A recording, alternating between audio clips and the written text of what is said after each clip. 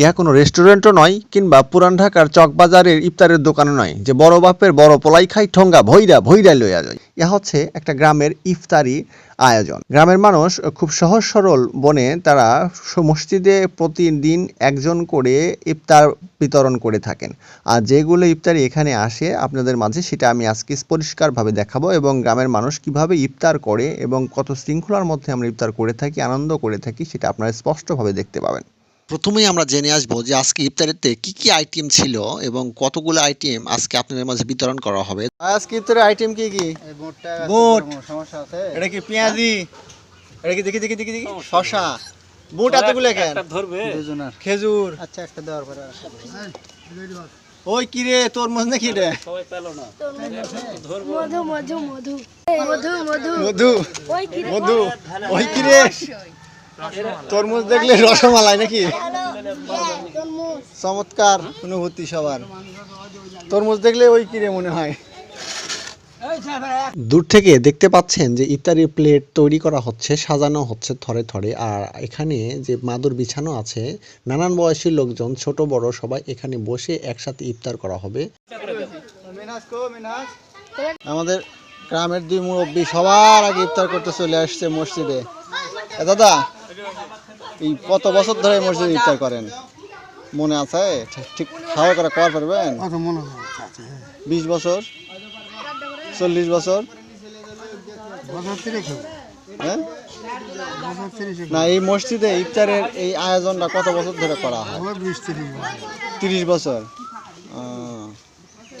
আগে ওই যে ছোটবেলা আমরা ওই যে তেলানি বুট, ওই তারপরে ওই যে অনেকে রুটিও নিয়ে আসতো, মুড়ি নিয়ে আসতো, সব গামলাতে একবারে ঢাইলে ইফতার করতাম মনে আছে আপনার?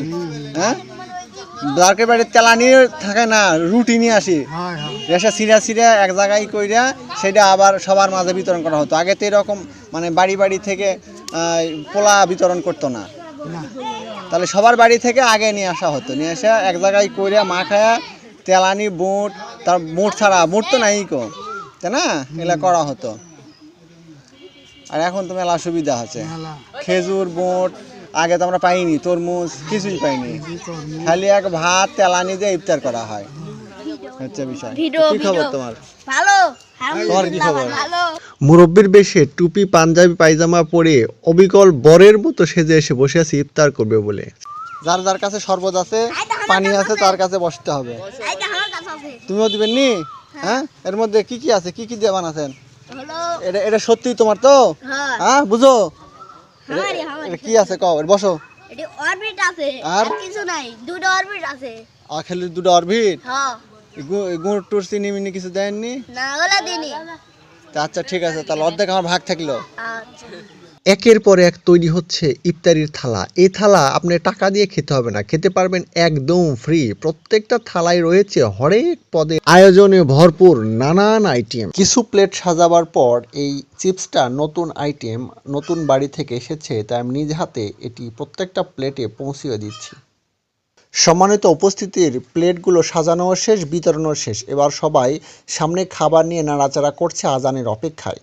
অদ্ভুত বিষয় না? কারো মুখে দেবার কোনো সাহস নেই আল্লাহর হুকুম ছাড়া। এই হচ্ছে আমাদের তাকওয়া। আমাদের মসজিদের মুয়াজ্জিন সাহেব আজান দিয়ে ফেলাইছেন, মানে আল্লাহর হুকুম হয়ে গেছেন এবং সবাই ইফতার শুরু করে দিয়েছেন।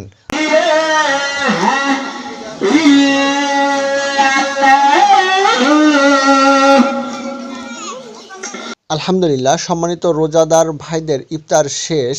এখন আমাদের খাবারের উচ্ছিষ্ট অংশ প্লাস্টিকের থালা বা আবর্জনা নির্দিষ্ট একটা জায়গায় সংরক্ষণ করা হচ্ছে, সেটা ফেলে দেওয়ার জন্য। আমার কাছে এই বিষয়টা খুব ভালো লেগেছে।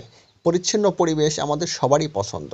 আমরা এই জিনিসগুলো সংরক্ষণ করে একটা নির্দিষ্ট জায়গায় এগুলোকে ফেলনা করব। সবাই মিলে মজা করে ইফতার করে মসজিদে পবিত্র মাগরিবের নামাজ আদায় করে যে যার মতো আমরা সবাই বাড়ি চলে গেলাম।